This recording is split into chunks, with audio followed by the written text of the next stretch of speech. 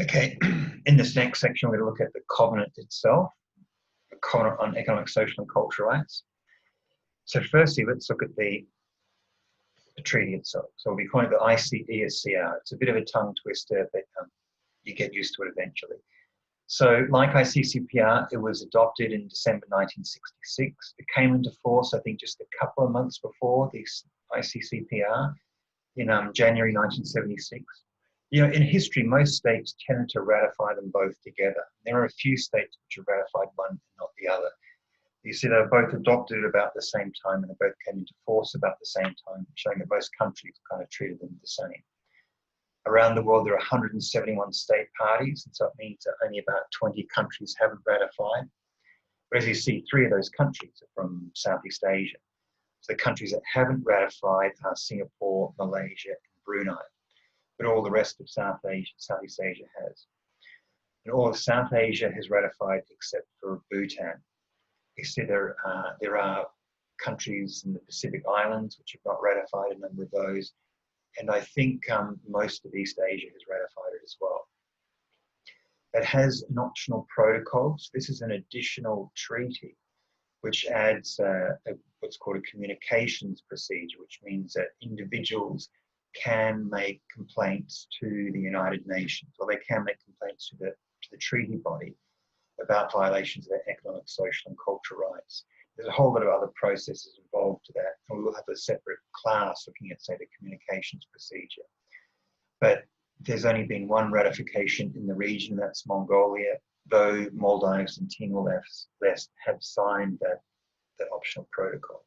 So, I mean, the key takeaway here is that it is very widely ratified. Almost all countries in the world have ratified it.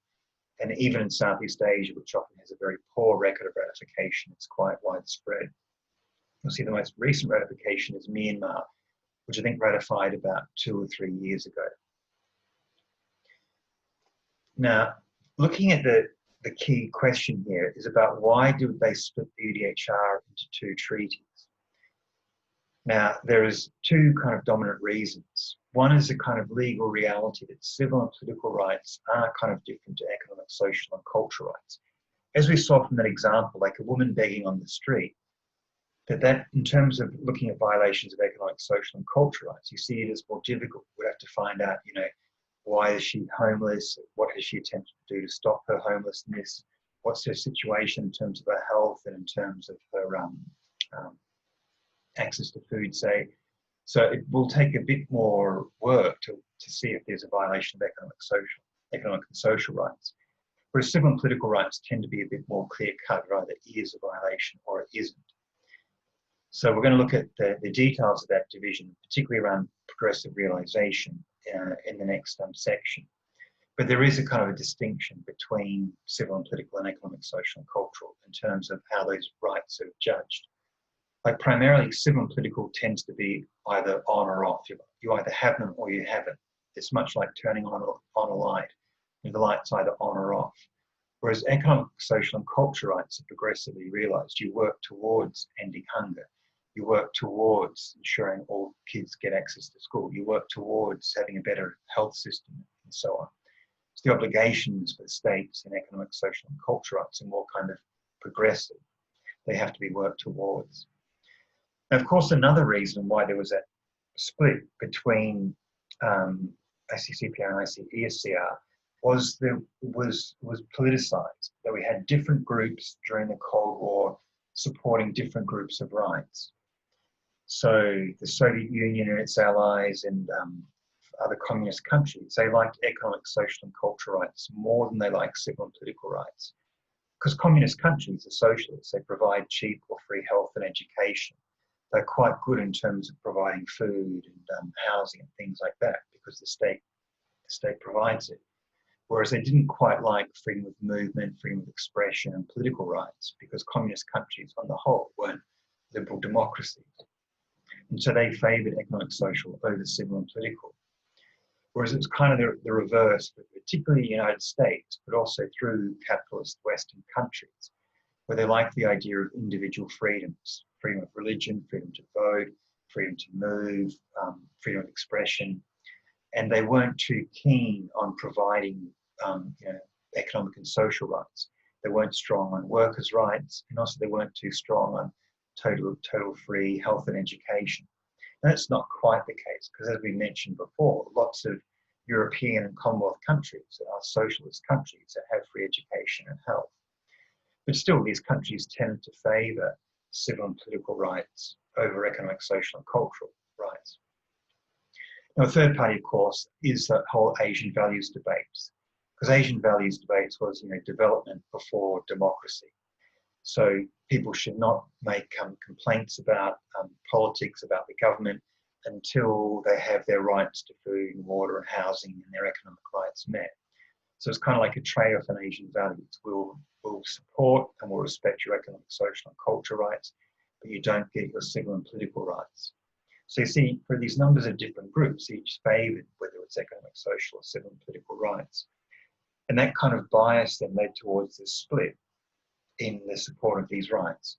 We even see this in the NGO community, which we'll come back to soon, but there is a division politically between those who support economic, social, and those who support civil and political rights. Now, and this is just a summary of this division. So we can see how these rights are different, because with civil and political rights on the left, they're either on or off.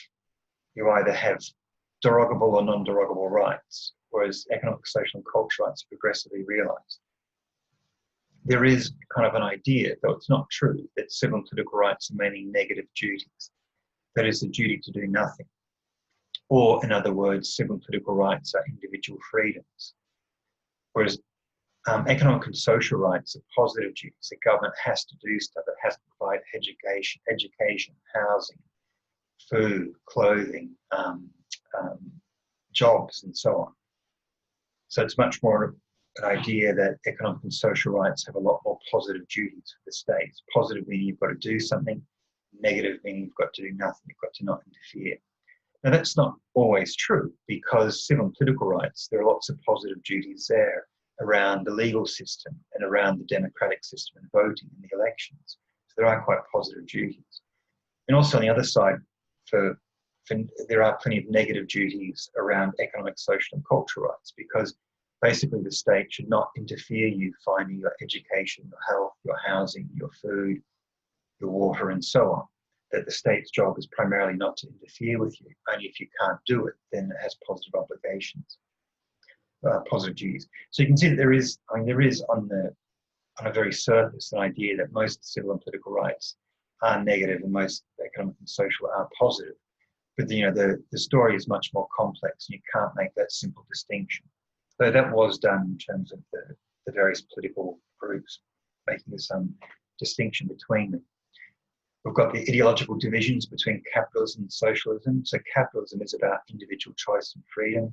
Socialism is about the state's duties towards providing these services to the people. So the free market is much more based on civil and political rights, whereas a command economy or a socialist economy is more about that government providing work, health, education, and so on. Lastly, there's a distinction in implementation, in a sense that when you ratify ICESCR, those rights go into place straight away and they're there and are fixed. There's no kind of difference. Like once you ban torture, you don't kind of progressively work towards banning it. It's there all the time. Once you recognize freedom of expression or freedom of religion, it's there for forever. It's kind of the same. Whereas for ICESCR, for economic and social rights, you've got to progress towards everyone getting education, towards everyone getting health, towards everyone having housing, and so on. It's more of an aspiration or a work towards realizing these rights. So that's why you've got that distinction between them. Now, looking at why, because in the history, there's been this favoritism given towards civil and political rights. And part of that is because the West tended to support civil and political rights, it meant that most of the big NGOs were based on civil and political rights. So rich countries liked them, which meant that when they funded the NGOs kind of supported them as well. And so Human Rights Watch and Amnesty, two of the biggest NGOs, human rights NGOs in the world, like they didn't start addressing economic, social and cultural rights till about 15, 20 years ago. And it was quite a battle to get them to start addressing that.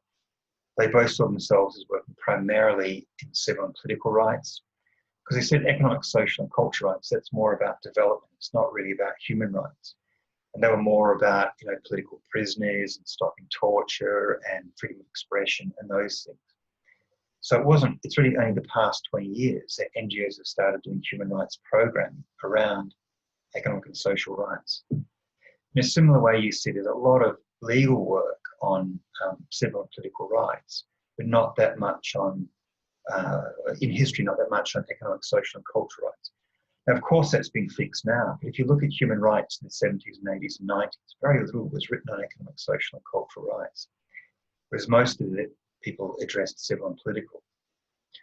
Now, also, part of that is because there's a lot more jurisprudence or a lot more court cases around civil and political rights and economic, social, and cultural rights. And this comes back to the issue of justiciability, which we'll return to in a couple of sections.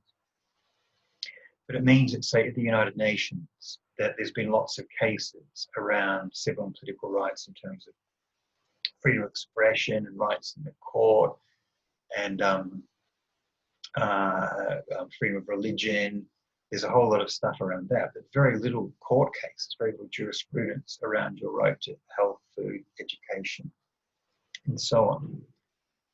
Now, partly the reason of favouring civil and political rights we've kind of covered already, because they are different, they may be more difficult to assess. They may be seen to be more a job of government services and not of personal freedoms or individual freedoms. They might be more to do with budgets rather than to do with, say, ensuring rights. And economic, social, and cultural rights may be more about aspirations or about wishes. Is it possible that everyone gets access to school, or there's no more homelessness? And so there's often this idea that economic, social, and cultural rights are more kind of dreams than they are reality. But the key thing here is that when we're looking at these at ICESCR, the understanding of that is fairly recent, and the developments on that have been in the past couple of decades. And so it is a fairly new area for human rights compared to civil and political rights. Okay, now looking at the treaty itself, it is not that big, so there's 15 articles, but of those articles, only 6 to 15 are actual rights articles. Articles 1 to 5, or actually Articles 2 to 5 are more the ones setting up how to understand civil and political rights. How to understand economic, social, and cultural rights. So you have the concept of progressive realisation, which we'll return to next. We've got the idea that it should be non-discrimination between men and women. And then Articles 4 and 5 are on various limitations, about states providing civil and political rights, providing economic, social, and cultural rights. Now, Article 1, the right to self-determination, we'll come back to that because that is a right of peoples to determine their own political system. We'll look at that. But if we look at the structure, Articles 6 to 9 are kind of economic rights, work conditions, right to trade unions, and right to social security. Then Articles 10 to 14 are more your social rights. So social rights in terms of social services, protecting the family, what's known as livelihood rights, which are food, clothing, housing, and water. Water's not there, but we'll return to that soon.